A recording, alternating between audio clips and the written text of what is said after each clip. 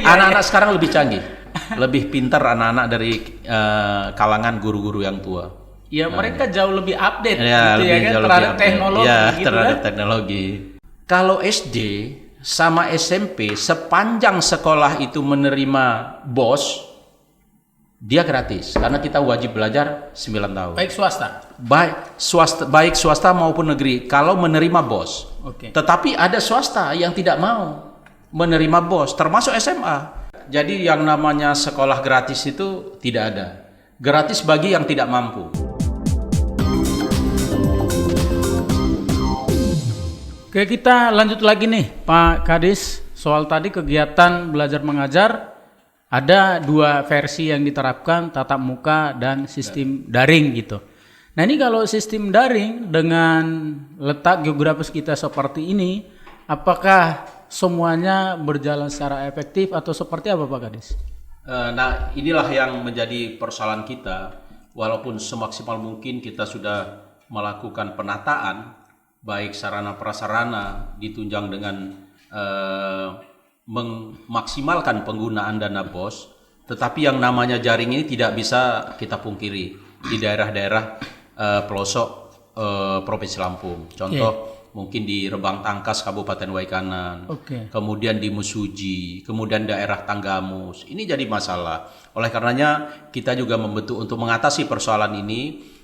Dengan persoalan ini tidak berarti proses belajar mengajar berhenti, tetapi kami membentuk tim, yaitu pendampingan bagi anak-anak kita yang tidak terjangkau oleh jaringan internet atau jaringan sarana prasarana komunikasi lainnya. Maka kami melakukan pendampingan. Ini pengawas, guru melakukan pendampingan, kunjungan kepada anak-anaknya, menyampaikan bahwa sarana prasarana pembelajaran ini bukan hanya Android saja, tetapi mungkin melalui televisi TVRI yang disiarkan oleh TVRI sebagaimana program Kementerian Pendidikan. Kemudian selain itu kita memberikan literatur, buku-buku yang harus anak-anak kita kerjakan. Nah ini tentunya juga keterbatasan. Tidak mungkin pendampingan kita akan lakukan setiap hari seperti contoh di kepulauan, misalnya di daerah Pesawaran, ada Pulau Tanggamus Tegal, itu ada namanya ada Pulau Tabuan. Nah ini pasti pasti pematang sawah, ada pematang sawah yang jauh. Ini pasti kita tidak mungkin setiap hari karena tenaga kita terbatas, kemudian sarana transportasinya terbatas dan cukup jauh jangkauannya. Kemudian Pak Kadis sore, itu kan seumpama kalau pembelajaran lewat daring mereka kan pasti menggunakan seperti Android gitu. Android. Nah, kemudian apakah memang semua juga siswa ya SMA sederajat hari ini mereka memang sudah punya fasilitas itu gitu Pak Kadis? Bagi yang mampu ini adalah mandiri, biaya sendiri. Tetapi bagi yang berasal dari keluarga mampu yang selama ini peserta BOS kita, artinya anak-anak yang berasal dari keluarga yang tidak mampu secara ekonomi, maka ini dibiayai oleh dana BOS dan BOSDA. Nah, ini apanya yang dibiayai Pak Kadis? Pulsa, kemudian ada beberapa bantuan Android dari sekolah. Nah ini, jadi ini pun terbatas. Benar-benar yang tidak mampu kalau jaringannya terjangkau. Tapi kalau jaringannya tidak terjangkau ya percuma kita bantu. Nanti dipakai main-main lagi ke kota kan. Nah itu, jadi benar-benar hanya untuk proses pembelajaran. Nah ini masih masalah kita. Maka tapi kalau yang lain itu untuk penggunaan seumpama kuota pulsa mereka belanja mandiri gitu ya? Kalau yang tidak mampu dibantu oleh sekolah. Kalau yang tidak mampu, karena anak-anak yang kita memastikan bahwa anak yang tidak mampu ini harus mengikuti proses pembelajaran. Bagi dari keluarga mampu ya mandiri. Nah, kemudian Pak Kadis, ini soal belajar mengenai daring online gitu ya. Apakah semua guru-guru kita ini memang mereka sudah siap menguasai SDM-nya cukup ya? Karena ini kan sesuatu yang baru. Dan ini yang memang tidak diduga situasi ini, namanya bencana kesehatan kan. Ini tidak diduga, sebelumnya tidak ada persiapan, tiba-tiba mereka harus berubah melakukan itu. Nah seperti apa situasinya Bang Kadis? Memang ya kita sadari bahwa ada dua klasifikasi. tetapi tidak bisa juga dikatakan bahwa guru sama sekali tidak menguasai IT. Tetapi ada yang penguasanya cukup, ada penguasaan yang baik. Nah, atau baik sekali.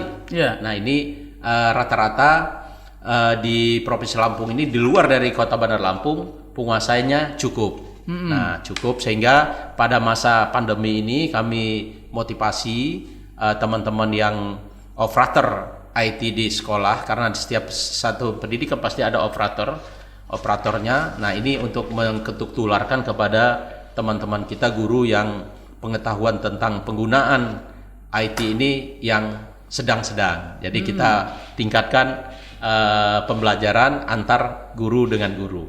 Jadi ada dampak positifnya juga.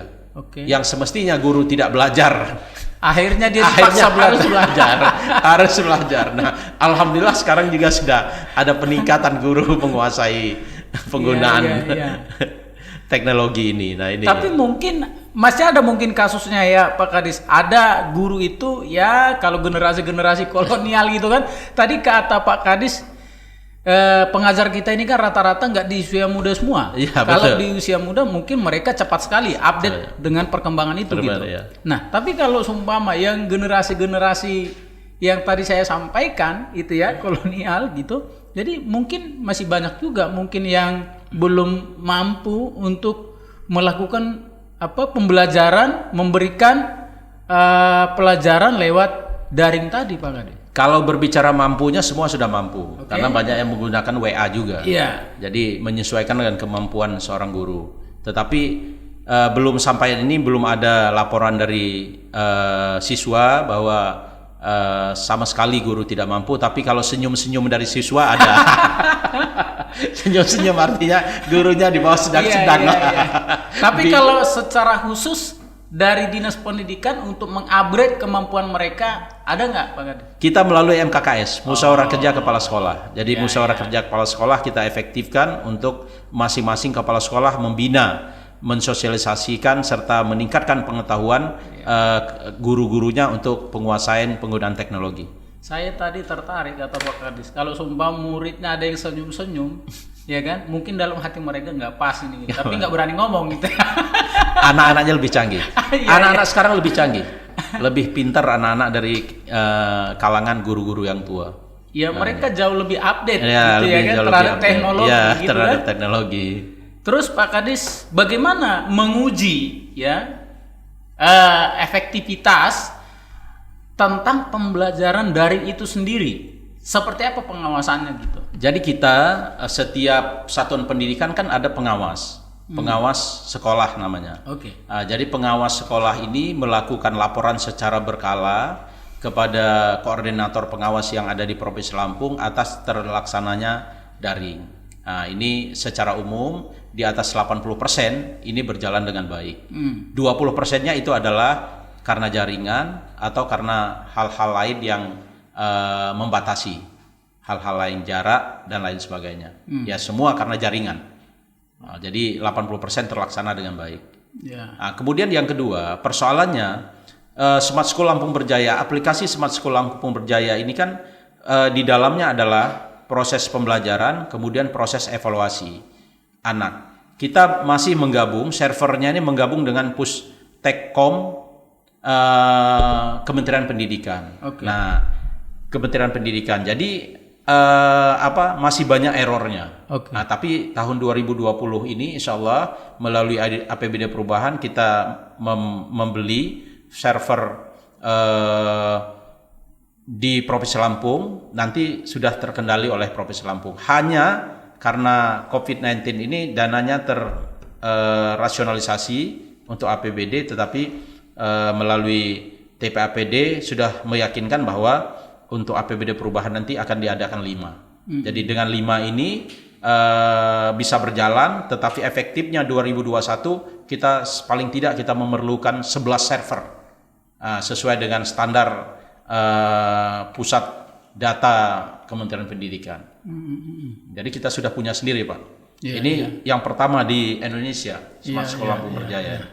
Ya, ya, mantap. Mudah-mudahan apa namanya itu semakin ini efektif gitu Pak Kadis. Amin. Kemudian tadi kalau belajar sistem daring, ini kan memang perlu pengawasan juga dari orang tua gitu ya kan? Ya, betul. Nah, untuk melihat apakah itu efektif atau enggak. Nah, sementara orang tua juga masih banyak juga mereka itu yang memang tidak begitu sama saja, tidak begitu update terhadap pola pembelajaran sistem daring tadi Pak Kadis. Nah, ini seperti apa? Jadi gini, kita sadari dan tidak bisa kita pungkiri di Provinsi Lampung, pendampingan terhadap anak ini memang orang tua masih jauh daripada apa yang kita harapkan. Karena ada beberapa faktor. Pertama, faktor kesibukan orang tua. Iya. Kemudian faktor kebiasaan. Kebiasaan masyarakat yang ada di pedesaan ketika sudah menyerahkan kepada sekolah, maka tugas sekolah adalah mengajar anaknya. Orang tua lepas, berbeda dengan perkotaan. Sementara sebagian besar penduduk kita ada di pedesaan. Iya. Secara pasti pengawasan ini lemah. Oleh pendampingan, pengawasan oleh orang tua ini lemah. Iya. Kedua, kesibukan orang tua. Orang tua kalau di pedesaan mungkin ada yang di ladang pada saat jam belajar. Kemudian ada yang melakukan tugas aktivitas lain. Nah, ini pasti pendampingan dan pengawasan lemah. Nah, inilah maka orang tua ini semua berharap situasi kita normal dan berharap proses pembelajaran tatap muka ini bisa dijalankan dengan secepatnya. Tetapi kita, pemerintah tidak serta-merta, baik pemerintah kabupaten, kota maupun Provinsi Lampung, tidak serta-merta harus melaksanakan tatap muka, tetapi harus memperhatikan kesehatan, dampak kesehatannya terhadap masyarakat itu sendiri. Kalau Artinya memang pendidikan itu penting, tapi kesehatan itu kesehatan yang dan utama, keselamatan yang utama. yang Nah, ini prinsip pembelajaran kita. Saya belum sampaikan prinsip pembelajaran kita adalah kesehatan dan keselamatan. Apa itu siswa, apa itu guru, warga sekolah lainnya dan warga masyarakat. Iya. Nah, ini yang perlu harus diutamakan. Nah, kemarin Pak Kadis banyak sekali aspirasi yang masuk dari para orang tua di masa COVID-19 ini. Terutama karena kan ekonomi ini bisa dikatakan ya terjadi pelambatan yang luar biasa. Pertumbuhan ekonomi, dampak akibat COVID itu luar biasa memang dampaknya terhadap sektor ekonomi, pendapatan baik turun, terjadi PHK dan lain sebagainya gitu. Kemudian dari orang tua kemarin banyak aspirasi soal masalah seperti biaya sekolah gitu ya kan. Nah, ini seperti apa gitu Pak Kadis? Jadi, terutama seperti contoh mungkin swasta atau bagaimana ininya regulasinya negeri dan swasta gitu Pak Kadis.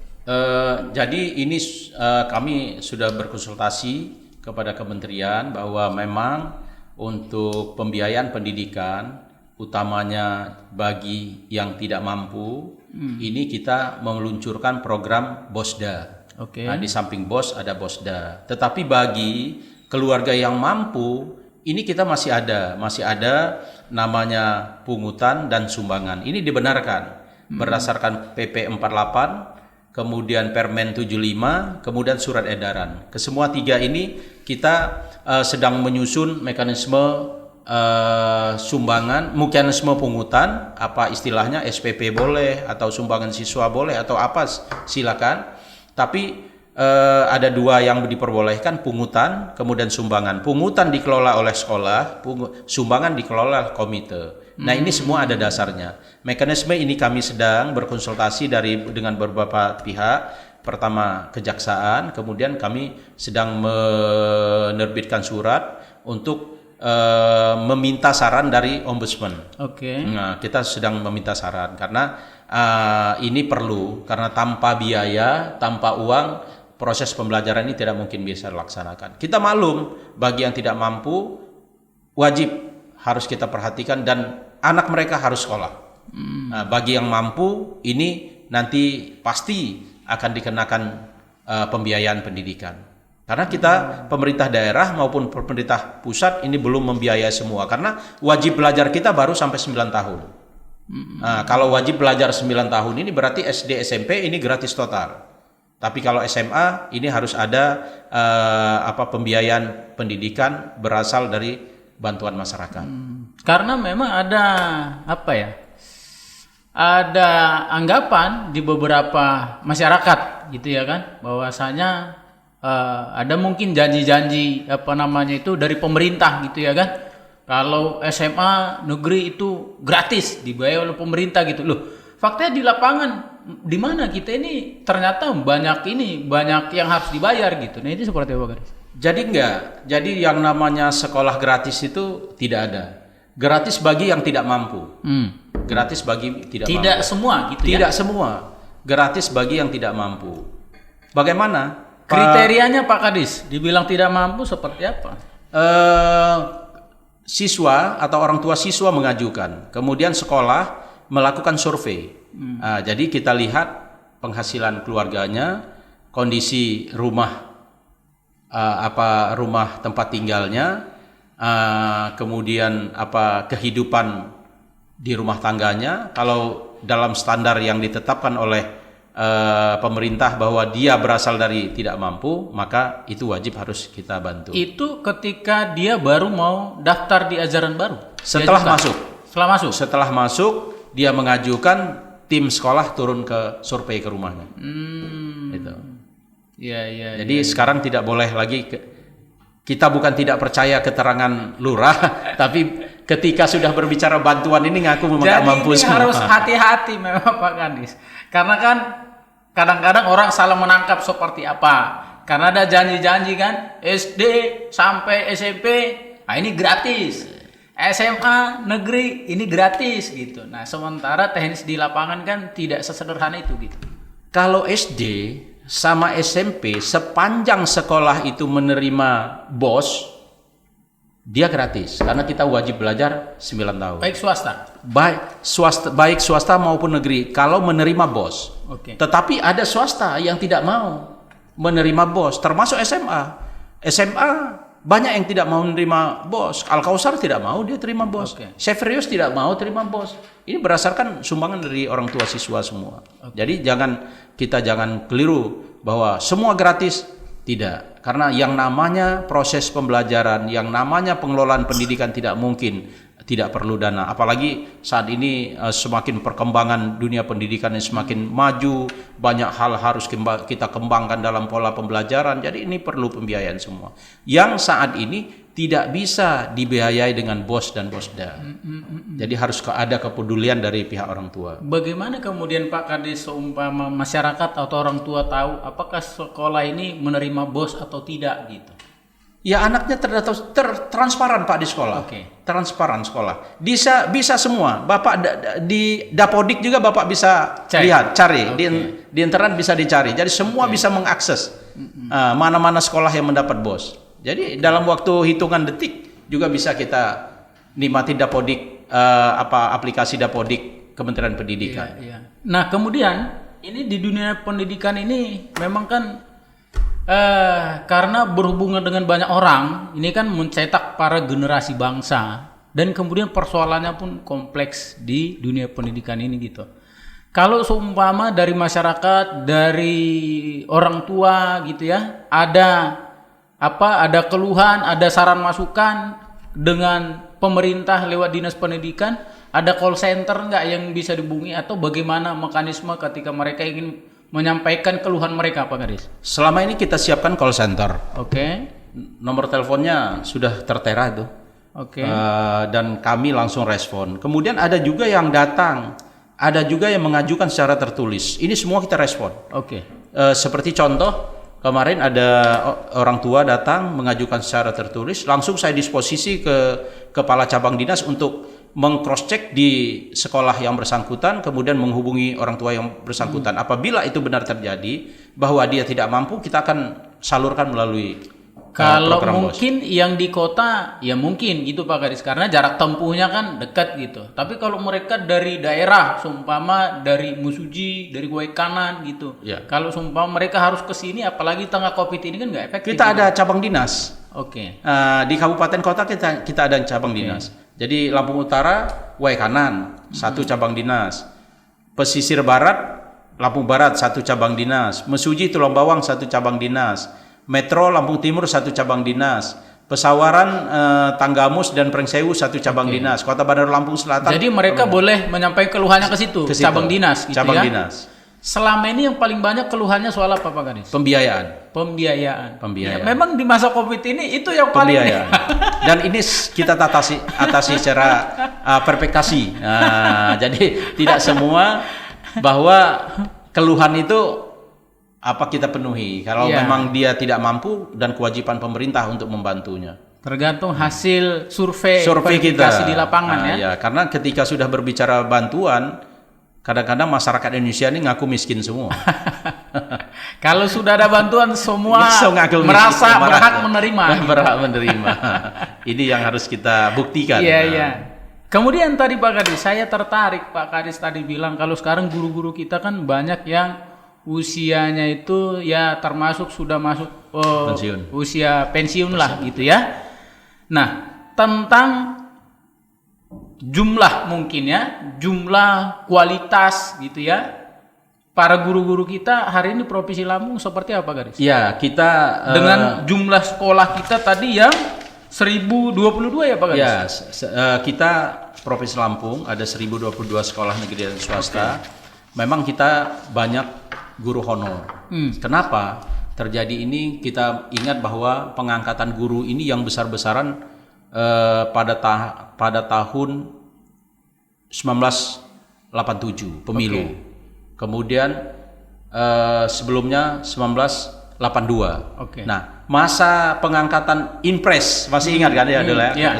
Mungkin lahir tahun berapa ada pengangkatan guru Inpres. Nah, ini tahun 2021 ini memasuki masa pensiun semua.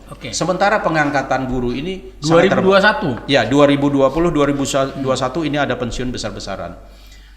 Sementara pemerintah daerah tidak punya kapasitas atau kewenangan untuk mengangkat PNS atau ASN. Ini adalah kewenangan pemerintah pusat. Karena mungkin fiskal APBN kita terbatas, maka pengangkatan ini secara bertahap.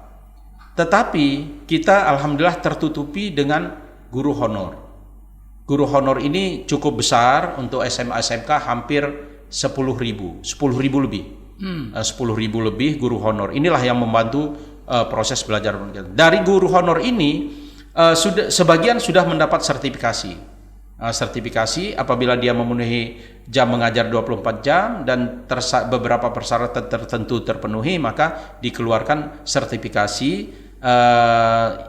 kriteria yang ditetapkan oleh kementerian. Kemudian selain sertifikasi, kemarin Pak Gubernur baru saja meluncurkan kartu pendidikan berjaya. Ada 4.000 sekian, 4.900 sekian. Nah, ini diberi insentif. Walaupun hanya terbatas, tapi paling tidak meringankan beban guru untuk transportasi mereka menuju sekolah. Nah, inilah langkah-langkah yang kita ambil. Tetapi kalau untuk pengangkatan, mengatasi kekurangan guru, kita akan lakukan pengadaan ASN. Ini bukan kapasitas atau kewenangan pemerintah daerah. Itu ada di pusat ya? Dari pusat. Jadi untuk memastikan Pak Kadis, kita kalau guru yang PNS itu ada seberapa banyak, honorer ada seberapa banyak? Kita ada honorer kita 14.000. 14.000 honorer ya? Iya. Kemudian guru kita ada 8.000. Kita mempunyai 8.000, kemudian kita masih membutuhkan kekurangan sekitar 4.000 guru. 4.000 guru. Ini malah lebih banyak yang honorer ya Pak. Honorer. Ini pun kalau pensiun ini lebih miris lagi 2021 kata Pak Kadis tadi banyak yang usia pensiun. Terutama SD. Terutama SD. Kabupaten kota itu nanti bermasalah di SD karena guru SD, guru SMP rata-rata pengangkatan Inpres pada saat itu. Nah, kemudian Pak Kadis, nah ini menarik juga ini ya. Ini kan Pak Gubernur semenjak dilantik bulan Juni kemarin ya, 12 Juni kalau tidak salah. Gitu ya. Semenjak dilantik tanggal 12 Juni, beliau dulu kan punya janji gubernur dan wakil gubernur, ada 33 kalau tidak salah janji politik gitu ya, janji kerja. Kemudian kalau dari sektor pendidikan untuk mensupport, mendukung tagline pemimpin kita hari ini soal masyarakat Lampung berjaya. Dari sektor pendidikan, apa saja yang dipersiapkan sampai 2024 mendatang, Pak Kadis? Baik. perlu saya luruskan bahwa bukan masyarakat Lampung Berjaya visi Pak Gubernur, tapi rakyat Lampung Berjaya. Ya, ada rakyat. maknanya. Rakyat. Beda ya masyarakat Beda. Lampung Berjaya dengan rakyat Lampung Berjaya. Bedanya di mana Pak Kadis? Jadi rakyat Lampung Berjaya. Kemudian ada visi beliau, ada beberapa yang berkaitan dengan pendidikan. Kami sudah menetapkan gagasan kreatif dan inovatif. Oke. Pertama, misi beliau adalah menciptakan kehidupan yang religius, agamais, Oke. berbudaya, aman dan damai. Nah, untuk sektor pendidikan, kita sudah melaksanakan mencanangkan Lampung Mengaji. Lampung Mengaji ini bukan hanya untuk agama Islam saja, tetapi semua agama 15 menit sebelum melakukan pembelajaran, maka kita beri kesempatan kepada anak-anak untuk mengaji. Yang beragama Islam mengaji Al-Quran, belajar sholat atau melakukan praktek sholat dan lain sebagainya. Yang agama lain kita siapkan ruangan menyesuaikan. Ya. Ini sudah jalan sebelum sudah COVID jalan. Oke. Sudah jalan. Oke. Ini sudah kita canangkan beberapa bulan Berarti yang sudah lalu. dikerjakan di tahun pertama. Sudah dikerjakan ya? Oke. secara menyeluruh di 1022 yang tata kelola provinsi dan SD, SMP menyesuaikan. Sudah kita pandu untuk melaksanakan ini. Poin apa yang ingin di apa namanya itu diambil dalam kegiatan itu? Pesan apa? Paling tidak begini, anak-anak memahami tentang agama. Oke. Harapan kita dengan dia memahami tentang ajaran agama, maka dia mempunyai karakter yang baik. Membangun karakter yang Membangun baik karakter ya. yang baik, Iya, gitu. iya. Oke, next Pak Kadis. Kemudian kita di dalam Lampung Mengaji, selain itu kita ada membaca Al-Quran, menghafal Al-Quran, ayat-ayat pendek dan lain sebagainya. Kemudian yang agama lain menyesuaikan, kita juga ada namanya program budaya, yaitu kurikulum muatan lokal bahasa dan aksara Lampung. Nah, ini kami support dan ini janji kerja Pak Gubernur. Kenapa? Karena tidak semua suku bangsa di Indonesia mempunyai aksara, Pak. Iya. Kalau bahasa banyak, tetapi aksara ini kalau nggak salah di Indonesia ini hanya 5 suku. Saya tidak hafal itu, tapi saya pernah dengar itu 5 suku yang punya aksara, termasuk Lampung. Nah, ini kita jalankan, sudah kita masukkan dalam pelajaran muatan lokal kita, dan kita sudah merekrut guru bahasa Lampung. Tetapi kita harus jelaskan, pastikan kepada masyarakat bahwa sampai saat ini belum ada guru bahasa Lampung. Kita hanya merekrut masyarakat untuk mengajar bahasa Lampung yang memahami bahasa Lampung saja, yang memahami bahasa Lampung dan memahami aksara Lampung. Oleh karenanya apa yang dilakukan oleh Gubernur melalui Dinas Pendidikan, kita membuat surat kepada Kemendikbud saat ini dan Universitas Lampung, Unila, untuk membuka program bahasa dan aksara Lampung pada IPKFI Unila. Insya Allah berjalan 2020 ini. Suratnya sudah kita sampaikan kepada Memang rektor. begini juga Pak Kadis. Jadi menyambung yang disampaikan Pak Kadis tadi, ini mungkin tantangan juga untuk pemerintah daerah gitu ya. Jadi termasuk masyarakat kita yang tinggal di Provinsi Lampung ini mereka tinggal di Provinsi Lampung, tapi mereka walaupun sudah bertahun-tahun gitu ya, tapi mereka tidak paham bahasa Lampung itu seperti apa. Kalau kita ke daerah lain contohnya, kalau kita ke Palembang, satu hari aja bisa. Satu hari bisa gitu.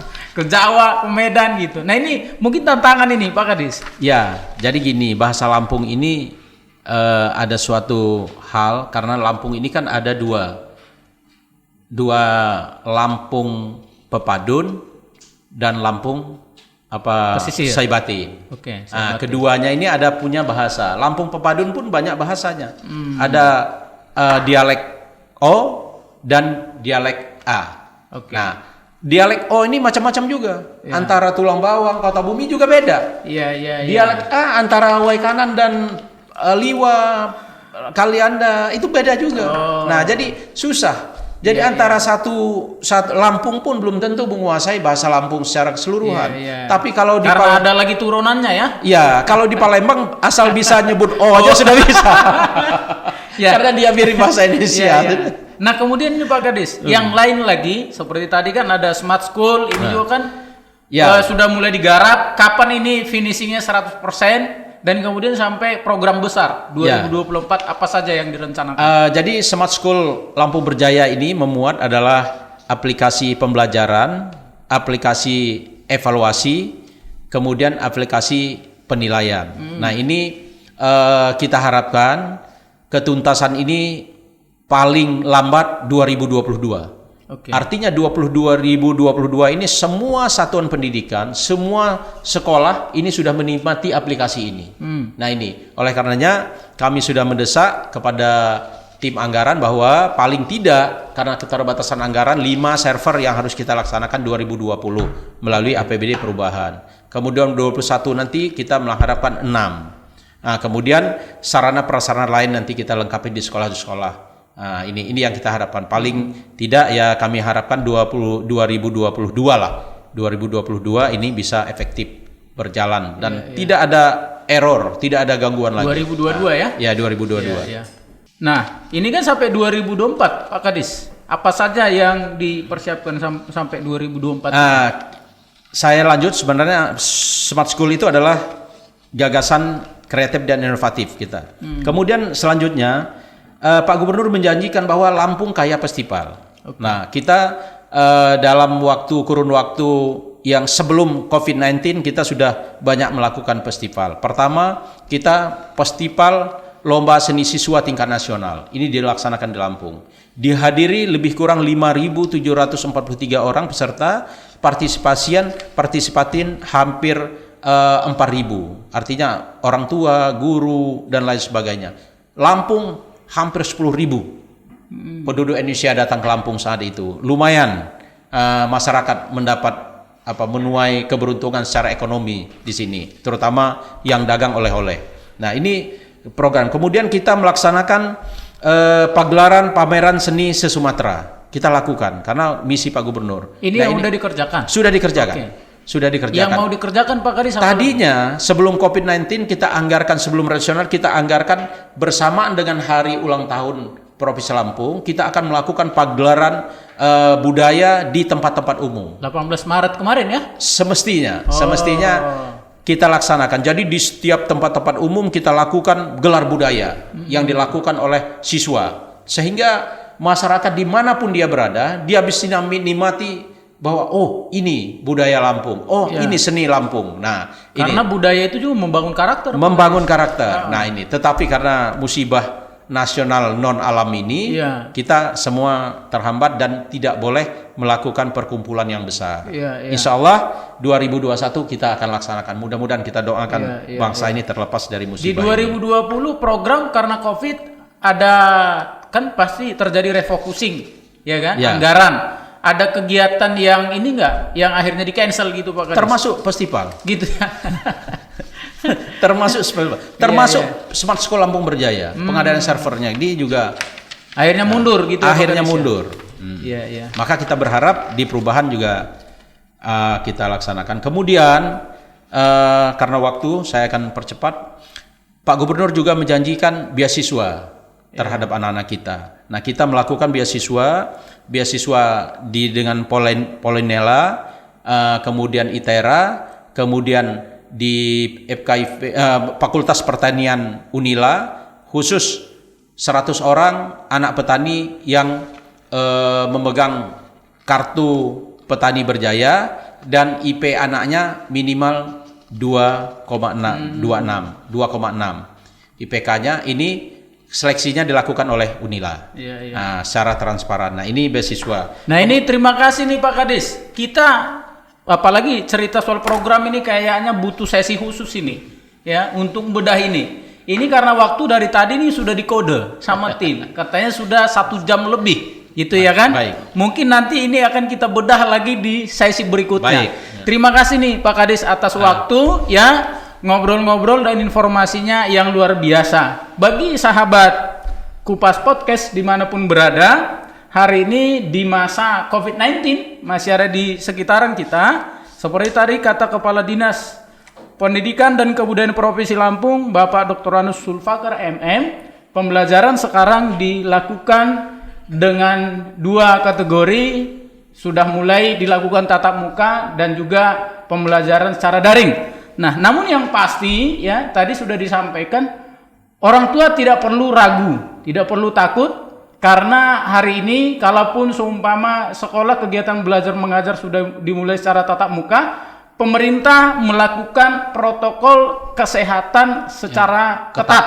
Jadi dipastikan anak-anak kita itu aman, sehat, karena memang kesehatan dan keselamatan yang terutama. Demikian dari saya, Donald Haris Sihotang. Kita ketemu lagi di podcast berikutnya dengan narasumber yang luar biasa. Terima kasih.